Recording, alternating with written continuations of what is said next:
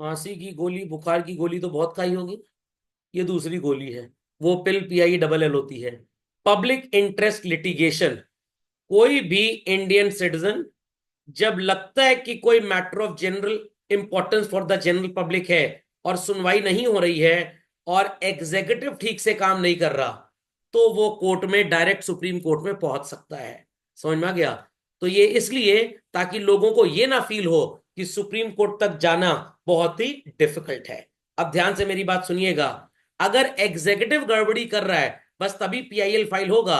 अगर लेजिस्लेचर गड़बड़ी कर रहा है तो PIL फाइल नहीं हो सकता। तब क्या होगा sir? Then there are other ways to go to the court of law, but आप सुप्रीम कोर्ट में डायरेक्टली नहीं जा सकते। जैसे निर्भया केस था, सुप्रीम कोर्ट को खुद ही पता लग गया कि भाई अगर लोअर कोर्ट के थ्रू आएंगे तो लोग और उग्र हो जाएंगे, तो डायरेक्टली कभी कभी वो भी बुलवा लेते हैं केस को। ओके। सो सुप्रीम कोर्ट का जुरिस्डिक्शन मतलब इनकी हैसियत क्या है, इनका नेटवर्क कवरेज एरिया क्या है, और बेटर टू से व्हाट इज देयर स्पैन। दो तरह का है। लोअर कोर्ट में सताया हुआ ऊपर आ सकता है, एपलेट। प्रेसिडेंट साहब को समस्या है, समझ में नहीं आ रहा क्या करें, इट इज एडवाइजरी। एकदम सिंपल बताता हूं। दो भाई है, एक है जादू और एक है साधु। जादू हर चीज जादू से करता था, साधु हमेशा सादा इंसान था। लड़ पड़े दोनों। मम्मी के पास गए, नहीं पहले गए बड़ी दीदी के पास। दीदी कह रही भाग जाओ से, मेरा नीट का एग्जाम है, पढ़ने दो मेरे को। फिर कहाँ गए? मम्मी के पास। मम्मी ने थोड़ा बहुत समझाया, जादू के फेवर में है, साधु के अगेंस्ट है। तो जब दीदी भगा दी तो कहाँ गए दोनों लोग? मम्मी के पास। तो दीदी सबॉर्डिनेट कोर्ट और मम्मी हाई कोर्ट। मम्मी ने सुना और जादू के फेवर में और साधु के अगेंस्ट में डिसाइड कर दिया। दोनों लोग चले गए पापा के पास, पापा बन गए सुप्रीम कोर्ट, एपलेट जुरिस्डिक्शन। इतनी बात समझ में आ गई? इतनी बात समझ में आ गई? Any queries on this children? Any queries on this? पक्का? कंफर्म? बट अगर आप पापा से पूछ रहे हैं क्लास 12 के बाद क्या करें, it is called as advisory. तो प्रेसिडेंट जब फंस जाते हैं इंडिया के स्पेसिफिकली, या कुछ और ऐसी अथॉरिटीज, तो सुप्रीम कोर्ट से हेल्प ले सकते हैं, that is known as advisory. Sir High Court से क्यों नहीं ले सकते हेल्प? भाई हाई कोर्ट का कानून सुप्रीम कोर्ट पे कल को लागू होगा नहीं। पता लगा उन्होंने हाई कोर्ट से राय ली और कानून बना दिया। कोई मान लीजिए ऑर्डिनेंस वगैरह, याद है ना ऑर्डिनेंस, जब पीरियड ऑफ पार्लियामेंट नहीं चल रहा होता सेशन, तो वो ऑर्डिनेंस इशू करते हैं, 6 हफ्ते के अंदर अप्रूव कराना होता है। तो हाईकोर्ट वाली चीज हो सकता है जुडिशियल रिव्यू में जब जाए तो वो ऑटोमेटिकली वहां पे कैंसिल हो जाए। दैट्स वाई सुप्रीम कोर्ट की डायरेक्ट वो हेल्प ले लेते हैं। खोपड़े में बात गई? तो हर वो चीज जो हाईकोर्ट के बहस के या बस के बाहर है, हाईकोर्ट कह रहा है भाई हमारी औकात के बाहर है, ऊपर लेके जाओ इसको। तो पहले एपलेट जुरिस्डिक्शन पढ़ते हैं, तीन चीजें पढ़ेंगे आप यहाँ पे। Constitutional matters, civil cases and criminal cases, 132, 133 और 134। तो कोई भी ऐसी चीज जो सुप्रीम कोर्ट डिसाइड करेगा बट हाई कोर्ट हार गया, कोई ऐसा जजमेंट हो, डिक्री हो या फाइनल ऑर्डर हो, याद आ गई बात? पक्का? अब यहां बच्चों में दो बातें आपको और बताऊंगा। आप हाई कोर्ट का मैटर ऊपर ले जा सकते हैं सुप्रीम कोर्ट में, अगर वो कॉन्स्टिट्यूशनल है तो, अगर सिविल है तो, अगर क्रिमिनल है तो। बट ध्यान से मेरी बात सुनिएगा, जजमेंट, डिक्री, फाइनल ऑर्डर अगर है हाई कोर्ट का तो सुप्रीम कोर्ट जाएगा। Judgment, decree and final order है सिविल केस में तो वो भी सुप्रीम कोर्ट जाएगा। बट क्रिमिनल केस में अगर डेथ सेंटेंस है तो वो भी हाई कोर्ट से सुप्रीम कोर्ट जा सकता है। Is that clear? तो कॉन्स्टिट्यूशनल और सिविल केसेस हाई कोर्ट से सुप्रीम कोर्ट तभी जाते हैं when there has been a judgment passed by High Court, और there is a decree given by High Court, और there is a final order given by High Court. But criminal case में अगर death sentence सुनाया गया है या उम्र कैद का कोई सेंटेंस सुनाया गया है, वो भी सुना जाता है। Is that clear? तो किन चीजों को सुप्रीम कोर्ट ज्यादा अपील करने की पॉसिबिलिटी देता है? कॉन्स्टिट्यूशनल, सिविल या क्रिमिनल? क्रिमिनल। बट अब ये बोलना थोड़ा गलत होगा, क्योंकि सिर्फ क्रिमिनल केस में ही सेंटेंस हो सकता है, कॉन्स्टिट्यूशनल और सिविल केस में सेंटेंस जैसी चीज आती ही नहीं है। Is that clear? खटाई बाय डिफॉल्ट खट्टी होती है। आम खट्टा भी हो सकता है और मीठा भी हो सकता है। समझ में आ गया? चाट की दुकान पे आप गए, आप कहेंगे 2 पत्ता टिक्की, तो वो पूछ सकता है खाएंगे कि पैक कराएंगे। Is that clear? जूते की दुकान पे गए, आपने कहा 2 जोड़ी जूता पहनेंगे या खाएंगे, तो जूते की दुकान में खाएंगे वाला कॉन्सेप्ट चलेगा ही नहीं। हर माँ बाप से पूछा जा सकता है आपके कितने बच्चे हैं, किसी बच्चे से ऐसा नहीं पूछेंगे तुम्हारे कितने माँ बाप हैं। ओके, तो सेंटेंस हाईकोर्ट का सिर्फ क्रिमिनल केस में हो सकता है, कॉन्स्टिट्यूशन और सिविल में तो हो ही नहीं सकता। तो बेवकूफ की तरह टीचर से पूछ ना लेना कभी, यहां पे जेडीएफ, यहां पे जेडीएफ, यहां पे एस काहे चला आया, अरे भाई क्रिमिनल केस है, उसी में तो डेथ या पनिशमेंट सेंटेंस प्रेजेंट सुनाया जाएगा, बाकी में कहां से आ जाएगा। इज दैट अंडरस्टूड और नॉट? बी आर अम्बेडकर के भतीजे को जेल करा दो, ऐसे थोड़ा होता है। Is that understood? तो कॉन्स्टिट्यूशनल मैटर अगर कुछ भी था जो हाई कोर्ट में सुना गया, हाई कोर्ट ने मेरे फेवर में आपके अगेंस्ट केस कर दिया, you can move to Supreme Court. सास बहू का झगड़ा था, सास के ऊपर 50 करोड़ रुपए की पेनल्टी लगाई गई, सास जाना चाहती है हाई कोर्ट, जा सकती है। ओके, और कोई क्रिमिनल केस है, अगर हाई कोर्ट से हारा हुआ तो भी वो सुप्रीम कोर्ट जा सकता है। बात समझ में आ गई? तो 3 तरह के केसेस हाई कोर्ट से सुप्रीम कोर्ट जाते हैं, कॉन्स्टिट्यूशनल, सिविल एंड, सर चौथा चौथा कोई होता ही नहीं, बस यही होता ही है, सिर्फ यही होता है, और कोई चौथा केस हो ही नहीं सकता, प्रैक्टिकली पॉसिबल ही नहीं है। Is that understood? चलिए, सो क्रिमिनल केसेस में कब हम जाते हैं हाई कोर्ट से सुप्रीम कोर्ट, ध्यान से सुनिएगा बात को। आर्टिकल 134 बोलता है कोई भी अपील सुप्रीम कोर्ट सुनेगा अगर वो हाई कोर्ट का जजमेंट था एक पार्टी के फेवर और दूसरे के अगेंस्ट में, अगर वो डिक्री थी, फाइनल ऑर्डर था या सेंटेंस था। और ये अपील 2 तरह की होती है, without the certificate of High court and, अच्छा सर सर्टिफिकेट लिखा पढ़ी में, अरे नहीं भाई आप समझ जाएंगे क्या इसका मतलब। जहां पे मेरे को लोअर कोर्ट ने बोला था 3 साल की आपको जेल होगी, 3 साल की जेल, क्योंकि मैं मोहल्ले में सबकी गाड़ी से तेल चुराता था, और उसके बाद सो कॉल्ड उस तेल को मैं लोगों को सप्लाई करता था, और वो पेट्रोल से आग लगा के आत्महत्या करते थे, तो कहीं ना कहीं मर्डर में मैं उनका हेल्प कर रहा था उनकी आत्महत्या में। तो हाई कोर्ट कह रहे हैं इनको 3 साल की जेल कराओ, बट मैं सुप्रीम कोर्ट गया, सॉरी लोअर कोर्ट कह रहा है 3 साल की जेल कराओ, बट मैं हाई कोर्ट गया, मैंने कहा हुजूर मेरी गलती नहीं थी, जो तेल लेने आया था उसने बोला कि मैं टैक्सी चलाता हूं और ये तेल मैं उसमें इस्तेमाल करूंगा, तो मैंने चोरी की है, बट किसी की आत्महत्या में मैंने कोई भी साथ नहीं दिया। हाई कोर्ट ने सबूत वगैरह देखे, वकीलों की दलीलें सुनी, सब कुछ सुना, और मेरे 3 साल के जेल के ऑर्डर को, गिल्टी को कैंसिल कर दिया। तो एक्विटल का मतलब होता है नॉट गिल्टी, दोष मुक्त, व्हाट, दोष मुक्त। So an appeal lies without the certificate of High Court has on appeal reversed an order of acquittal. समझ में आ गया? खोपड़े में बात गई। तो अब यहां पे ध्यान से सुनिएगा, ध्यान सुनिएगा, मेरे ऊपर एक्विटल का मतलब समझ गए सारे बच्चे? पक्का? एक्विटल का मतलब क्या होता है? दोष मुक्त, निर्दोष, हाँ भाई दोष मुक्त ना, निर्दोष, ठीक है। Reversed an order of acquittal, तो अगर लोअर कोर्ट कह रहा है सौरभ सर को अब सजा नहीं होगी, मैं अपने एग्जाम्पल को बदल रहा हूं, पहले मैंने क्या बोला था कि लोअर कोर्ट ने बोला इनको सजा होगी, हाई कोर्ट ने उसको पलट दिया, तो हाई कोर्ट ने एक्विटल दे दिया, हाई कोर्ट ने एक्विटल दे दिया। Is that clear? अब लोअर कोर्ट ने एक्विटल दिया था, लोअर कोर्ट कह रहे नहीं सौरभ सर की कोई गलती नहीं है, इन्होंने पेट्रोल चुराया जरूर बट किसी की आत्महत्या में साथ नहीं दिया, सारे कागजों के हिसाब से सबूतों से पता लग गया। बट हाई कोर्ट कह रहा है नहीं नहीं नहीं, तेल चुराया और जिसको आपने दिया आपको पूरी खबर लेनी चाहिए तो गाड़ी चलाता है कि नहीं चलाता है, तो हम तो मानेंगे कि भाई लोगों ने अगर आत्महत्या तेल छिड़क के की है तो आप उनके मर्डर के दोषी हैं। तो हाई कोर्ट ने मेरी अपील को क्या कर दिया? रिवर्स कर दिया, दोष मुक्ति को रिवर्स कर दिया, और मेरे को क्या मान लिया? अक्यूज और डेथ सेंटेंस सुना दिया। किताब में हिम लिखा है बच्चों, हर नहीं लिखा, क्योंकि जनरली हर के केस में डेथ सेंटेंस कम होते हैं, थोड़ी सी इनको रियायत दी जाती है। Is that clear? Is that clear? तो किताब में सिर्फ हिम लिखा है, मैंने जेंडर बायस ना हो जाए तो हर लिख दिया था। हाँ गर्भ जी पूछिए क्या पूछना चाहते हैं? सबॉर्डिनेट कोर्ट में तो उसके ऊपर केवल चोरी का इल्जाम लगा है, मर्डर का नहीं, मैंने 2 एग्जाम्पल लिए थे, पहले मैंने बोला था कि सबॉर्डिनेट कोर्ट कह रहा है सौरभ सर को 3 साल की जेल करा दो, हाई कोर्ट ने ऑर्डर रिवर्स कर दिया, जेल नहीं होगी जेल नहीं होगी। तो लोअर कोर्ट ने मेरे को अक्यूज माना था, हाई कोर्ट ने मेरे को एक्विटल दिया है, ठीक है। अब मैंने एग्जाम्पल को पलटा, वो मैंने आपको एक्विटल समझाने के लिए मीनिंग यूज किया। हाई कोर्ट क्या कह रहा है? लोअर कोर्ट कह रहा है कि सौरभ सर दोषी नहीं है, हाई कोर्ट ने रिवर्स कर दिया जजमेंट और कह रहा है इनको तो 3 साल की सजा या सजाए मौत होगी ही होगी। तो यहां पे हम हाई कोर्ट गए क्योंकि लोअर कोर्ट ने हमको क्या दी थी? दोष मुक्ति। हम मतलब अब मैं नहीं हूं, अब आप हैं। Are people understanding or not? Are people understanding? जिसके रिश्तेदार ने तेल छिड़क के आत्महत्या कर ली, उसने मेरे ऊपर केस कर दिया। मेरे को लोअर कोर्ट ने एक्विटल दे दिया, लोअर कोर्ट ने एक्विटल, मैं तो बच गया। क्या मैं हाई कोर्ट में जाऊंगा, ये देखो वहां मैं बच गया, अब तो मेरे ऊपर केस चला, अरे मैं तो बच गया। आप मेरे खिलाफ केस करेंगे। अब हाई कोर्ट ने आपकी बात सुन के सबऑर्डिनेट कोर्ट के ऑर्डर को रिवर्स, वापस नहीं ले लिया, रिवर्स कर दिया। वापस तो वो लेगा जिसने दिया होगा। यहां तो ऑर्डर दिया था लोअर कोर्ट ने कि सौरभ सर को सजा नहीं होगी, आप खिसिया गए, आप हाई कोर्ट चले गए। हाई कोर्ट ने ऑर्डर को रिवर्स करके मेरे को सजा सुना दी। डेथ सेंटेंस भी दे सकते हैं वो लोग।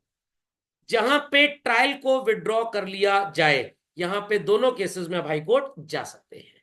Logic understood well?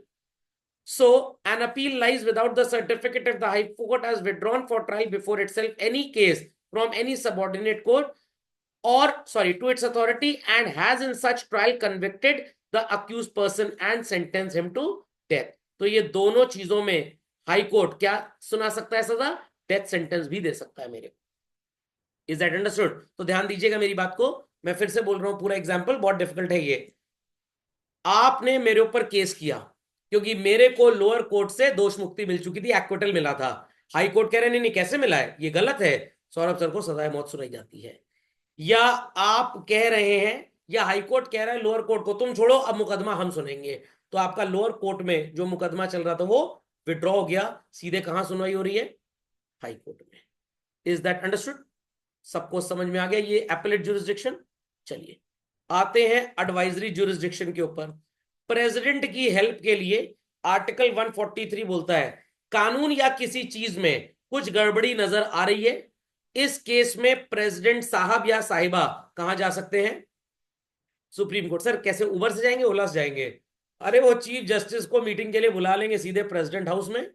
समझ में आ गया? या कोई ऐसा मैटर जिसमें बहुत जल्दी डिसीजन लेना है, तो इन दोनों केसेस में president will consult the supreme court, और जनरली ये सीजीआई को कंसल्ट करते हैं, दूसरे किसी भी जज को ये कंसिडर या कंसल्ट नहीं करेंगे। अब अगेन किताब यहां पे बोलती है, supreme court, sorry, the question is of such nature and of such public importance that it is expedient, it is required to be done in a very speedily manner to obtain the opinion of Supreme Court, she oblique he। Sir ये she oblique he क्यों लिखा गया है? अब यहाँ पे women empowerment है। अंग्रेजी में हमेशा क्या सुना, ही और she। टीचर क्लास में क्या बोलता है, he or she whosoever has so called stolen chalk box to पोतो द मुंह should return it tomorrow to school back। is that clear? या रोटी में लपेट के रोल बना के, चौक रोल बना के खा रहा है वो, कल वापस ले आए, तो वहां पे पैट्रियाटिकल सोसाइटी है, यहां मैट्रियाटिकल। होपले में बात गई। May refer the question of advisory opinion of the court, और उसी के बाद प्रेसिडेंट साहब या साहिबा अपना ओपिनियन देंगे। Is that clear? बट यहां पे दो केसेस हैं बच्चों, जहां पे आपको नजर आएगा, एक जगह सुप्रीम कोर्ट कह रहा है हम ही हम है, बाकी सब चीनी कम है, और एक जगह सुप्रीम कोर्ट कह रहे हैं नहीं नहीं नहीं जो तुम कह रहे हो ठीक है। ये दोनों बातें क्यों ऐसी बोली गई हैं, अगेन हम बात करेंगे यूनियन लिस्ट, स्टेट लिस्ट और कॉन्करेंट लिस्ट के तहत। एक जगह मैटर था एजुकेशन का, एक जगह मैटर था, तो एजुकेशन के मैटर्स दोनों लोग बना सकते हैं, यूनियन भी और स्टेट भी, कॉन्करेंट आते हैं। और कुछ मैटर्स जो सिर्फ और सिर्फ स्टेट की हैं, यूनियन के नहीं है, स्टेट लिस्ट में आते हैं, सुप्रीम कोर्ट कहेगा भैया मेरे से मतलब नहीं है, अपना स्टेट गवर्नमेंट जाने। समझ में आ गया? चलिए, सो केरला एजुकेशन बिल आया 1958 में। ये मैंने यहाँ पे गूगल पे सर्च करके डेटा लिखा है, मोटा मोटा मैं आपको बता दूं था क्या। सारे स्कूल की फीस, पब्लिक या प्राइवेट, पब्लिक की तो सरकारी कंट्रोल करती है, प्राइवेट की भी किसके हाथ में आ जाएगा? सरकार के हाथ में। टीचर्स की सैलरी प्राइवेट स्कूल्स में भी कौन रेगुलेट करेगा? सरकार। अब भाई टीचर की सैलरी वही हो जाएगी जो सरकारी स्कूल में, तो टीचर्स तो must be feeling very happy. But नुकसान किसका हो रहा है? स्कूल मैनेजमेंट का। जो पैसा अपनी जेब में डालते थे अब वो टीचर को देना पड़ेगा। बच्चों की फीस कुछ प्राइवेट इंस्टीट्यूशन बड़ी ज्यादा ली जाती थी, मैनेजमेंट अपनी जेब में डालता था पैसा। ये बिल जब एनैक्ट होने वाला था तो वो सारा पैसा सरकार ले जाएगी, मतलब सारे प्राइवेट स्कूल्स को भी कौन कंट्रोल करेगा? सरकार। तो ये चीज कुछ प्राइवेट लोगों को ठीक नहीं लगी, तो बिल इंट्रोड्यूस किया था प्रोफेसर जोसेफ मुंदसरी ने, उस समय के एजुकेशन मिनिस्टर थे, to regulate educational institutions including standardisation of syllabus, pay structure और जो भी प्राइवेट एजुकेशनल इंस्टीट्यूशन घपलेबाजी करते थे, दिखाते थे 100 करोड़ फीस आई, 90 करोड़ तुमने टीचर को सैलरी बांट दी, 90 करोड़ सैलरी दी और टीचर को बोला जाओ बैंक में पैसा निकाल के कैश हमको दे दो, हमारा मैनेजमेंट उससे आईफोन खरीदेगा। तो इस तरह की धांधलेबाजी चोरी चकारी स्कूल वाले करते थे। तो उस समय के सो कॉल्ड एजुकेशन मिनिस्टर जो केरला के थे, उन्होंने कहा हम ये चलने नहीं देंगे। तो ये टेक्स्ट आपकी किताब में नहीं है, ये गूगल से मैंने छाटा है, आपको नोट्स में दे दूंगा, तो पढ़िएगा, बहुत मजेदार चीज है। बात समझ में आ गई? नहीं तो लागू ये नहीं हुआ था, देखिए क्या हुआ। सो सुप्रीम कोर्ट ने बोला कि भाई in this matter and proper case and for good reason to refuse to express any opinion, भैया हम कुछ नहीं बोलेंगे, अब ये प्रेसिडेंट डिसाइड करे। कौन? प्रेसिडेंट, कि भाई क्या किया जाए इस केस में। तो advisory opinion of supreme court is not binding on courts because it is not a law with in the meaning of article 141। तो यहां पे बोला गया कि भाई ये जो बात की जा रही है, here education is a matter of state, I repeat education is a matter of state, तो हम इसको स्टेट गवर्नमेंट में छोड़ देंगे। हाँ, स्टेट का कोई भी स्कूल या तो स्टेट बोर्ड से कंट्रोल होगा, या तो Central Board of Secondary Education, या Council for Indian School Certificate Examination, या National Institute of Open Schooling. तो इंडिया में 3 नेशनल बोर्ड्स हैं, सीबीएसई, आईएससी और एनआईओएस, बाकी स्टेट बोर्ड्स हैं। आप किसी भी बोर्ड से अपने आप को रेगुलेट नहीं हो रहे, आपने बनाया self board of Secondary education, ये कौन सा फर्जी बोर्ड है? Now it is the matter of union list. तो एक नई भी चीज आपको बताता हूं, ये इन री लिखा है ना, इन री का मतलब है इन द मैटर ऑफ। जैसे डॉक्टर साहब सबसे पहले पर्चे में क्या लिखते हैं? RX, you are advise to, you are advise to, तो ये इन री यहां पे लिखा होता है। होम स्कूलिंग का मतलब होता है कि आप स्कूल नहीं गए, आप घर में पढ़ रहे हैं और national Institute of Open schooling से लीगली आप एग्जाम दे रहे हैं। डमी स्कूलिंग भी एक्चुअली होम स्कूलिंग, बट वो फ्रॉड है, वहां पे स्कूल में आपकी फेक अटेंडेंस तो लगाई जाती है। तो होम स्कूलिंग सिर्फ और सिर्फ नायस से सर्टिफाइड होता है, होम स्कूल जिसको बोलते हैं। Is that clear? कुछ बच्चे समझते हैं होम स्कूलिंग मतलब घर में पढ़ रहे हैं, नहीं, आप नॉस के थ्रू जब पढ़ते हैं, स्कूल नहीं जाते, तो it is home schooling. Dummy school को होम स्कूलिंग नहीं बोलते हैं। तो यहां पे सुप्रीम कोर्ट ने क्या बोला? भैया मेरे से लेना देना नहीं है, तुम जानो, तुम्हारा काम जाने, because education in this reference is a matter of state list. तो सर अभी तो आप कह रहे थे दोनों में आता है, हाँ बिल्कुल आता है। यूनिवर्सिटीज जो सेंट्रल लेवल की हैं, ये यूनियन लिस्ट का मैटर है। स्कूल्स जो स्टेट गवर्नमेंट के हैं, इज दैट क्लियर? और जो स्टेट यूनिवर्सिटीज है, it is a matter of state list. इसीलिए स्टेट यूनिवर्सिटी के प्रोफेसर की सैलरी और सेंट्रल यूनिवर्सिटी के प्रोफेसर की सैलरी सेम नहीं होती। स्टेट कहता है मेरे पास पैसा ही नहीं है, मैं कहां से टीचर को सैलरी दूं? तो इलाहाबाद में जो रज्जू भैया स्टेट यूनिवर्सिटी है, वहां का प्रोफेसर अगर कोर्ट में जाए और केस करे कि मेरी सैलरी यूनिवर्सिटी ऑफ इलाहाबाद के प्रोफेसर के सैलरी के बराबर होनी चाहिए, हम लोग का सेम एक्सपीरियंस है, तो सुप्रीम कोर्ट बोलेगा पगला गए हो क्या भाई? वो स्टेट यूनिवर्सिटी के नौकर हैं, ये सेंट्रल यूनिवर्सिटी के नौकर हैं। सेंट्रल यूनिवर्सिटी का पे स्केल सेंट्रल गवर्नमेंट के हिसाब चलेगा, सैटरडे को छुट्टी भी रहेगी। स्टेट यूनिवर्सिटी का पे स्केल स्टेट के हिसाब चलेगा। Is that clear? आपकी उम्र 24 साल थी, शादी हो गई, छोटा भाई कह रहा है मेरी उम्र 19 साल है, मेरी शादी कराओ, है तो एक ही खानदान के लड़के ना दोनों, पापा कहेंगे बैल बुद्धि हो क्या एकदम से, अभी तुम्हारी उम्र नहीं हुई है। Is that clear? वैसे तो आप बोलते हैं भैया ज्यादा अकल है तुम्हारे अंदर, शादी अकल से नहीं उम्र से ज्यादा होती है। ओके। दूसरा केस आया, स्पेशल कोर्ट्स चलाने की परमिशन। सो सुप्रीम कोर्ट ने बोला कि भाई हमारा जो एडवाइजरी जुरिस्डिक्शन है ये सबके ऊपर है, मतलब उत्तर प्रदेश के अंदर, दिल्ली के अंदर, गोवा के अंदर अगर स्टेट गवर्नमेंट कोई यूनिवर्सिटी खोल रही है, सुप्रीम कोर्ट से लेना देना नहीं है। बट अगर state of Uttar Pradesh, state government of Uttar Pradesh अगर POCSO act, prevention of child sexual abuse के ऊपर कोई नया कोर्ट खोलना चाहती है, प्रिवेंशन ऑफ टेररिज्म एक्ट के तहत कोई नया लोअर कोर्ट बनाना चाहती है, is that clear? Motor vehicle accident act के तहत एक नया ये स्पेशल कोर्ट बनाना चाहते हैं, सुप्रीम कोर्ट कहेगा पहले हमसे पूछना पड़ेगा। तो आप पार्टी बर्थडे की कहां देंगे? पापा कह रहे हमसे कोई मतलब नहीं है।